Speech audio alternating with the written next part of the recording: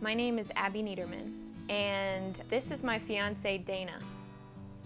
I'm 23 years old. I grew up here in Orlando. When I was a little girl, I did not like church. When we were at the Baptist church, I remember laying on the pews during the ceremony or the sermon, coloring on the offering envelopes, and my parents really struggled with me during that time, trying to get me to go.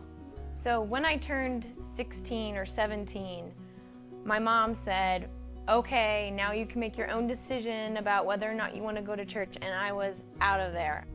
So I graduated from high school and I went to UF my freshman year in college, and I didn't have a job while I was there, but for some reason I decided that I was going to get lifeguard certified. I just wanted a job, and when I came home, I had a good friend who worked at a country club, and she said, come to the country club, they need lifeguards, they'll pay you a little better. And needing some cash, I went and interviewed at the country club and ended up lifeguarding there as well, and that's where I met Dana. When I first saw Dana, the first thing I noticed was his long golden locks, and I thought, I really love his hair. He was very cute, and I just wanted to know more about him. He was also the son of a preacher.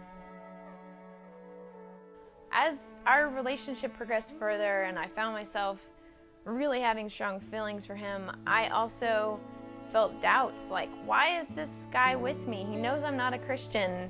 And we would have conversations about it. I'd ask him, well, what if I never decide to be a Christian? And he would say, I'm concerned about you, but I love you. And he was loving about that, and I couldn't have asked for any other response from someone. We've pretty much been inseparable since. I started attending Grace in September of 2007. My aunt, she said, I found this great new church. I think you'd really like it.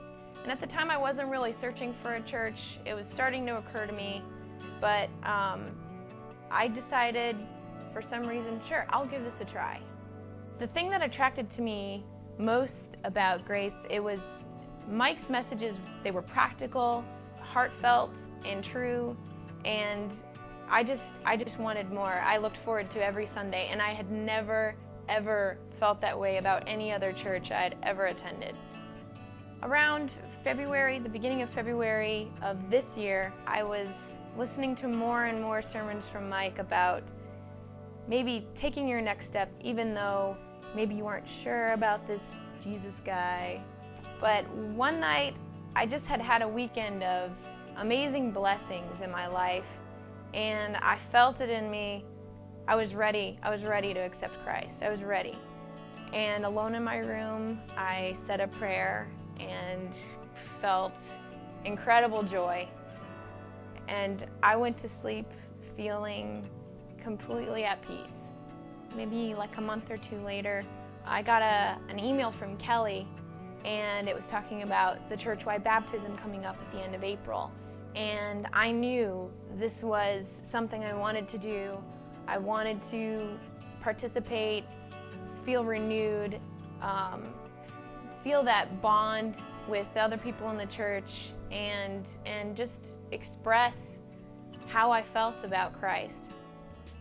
If I hadn't come to Grace, I don't know where I'd be right now. I mean, there were a lot of people that were instrumental in bringing me to where I am now, but the messages I received from Grace, the love I feel from Grace, has made me feel less like, okay, my purpose in life is to be a doctor, or to be a physician, or to be involved in the medical field. Now it's a mission. Now it's more than that.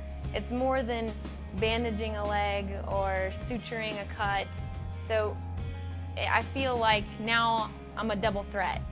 I've got, this medical purpose, but also this God mission, this Jesus mission, to bring people to their next step, to help them feel that they matter and that they have a purpose in this world too.